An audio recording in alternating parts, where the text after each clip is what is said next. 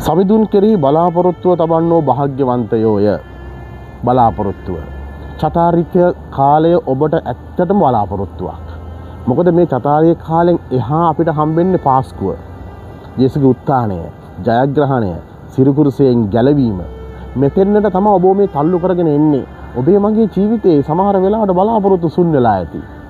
අපි හිතපු දේවල්, සැලසුම් කළ දේවල්, අපි සාකච්ඡා කළ දේවල්, ගත්ත තීරණ සමහර වෙලාවට බිඳුවට වැටලා ඇති. අසමත් වී ඔබ හිතන්නේ නැති ඔබේ දරුවොත් එක්ක බහරයාව ස්වාමපුරුෂයත් එක්ක මෙන්න මේ ආකාරයට මෙන්න මේ කාලයේදී මෙන්න මෙහෙම කරනවායි කියලා. අතරමඟ අසනීපයක් ඇවිල්ලා, අන්නතුරක් ඇවිල්ලා, ගම් වතුරක් ඇවිල්ලා, කොරෝනා ඇවිල්ලා, සුනාමි ඇවිල්ලා, ආර්ථිකේ කඩා වැටිලා, নানা ප්‍රකාර ව්‍යසනත් එක්ක අපේ සැලසුම් නන්නත්තර වෙලා, සුණු විසුණු වෙලා.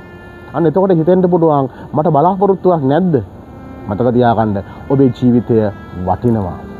ඔබේ ජීවිතය වටින බව තේරුම් අරගෙන ඔබ ජීවත් වෙන්න. ඔබට ජෙසුස් පිටයි.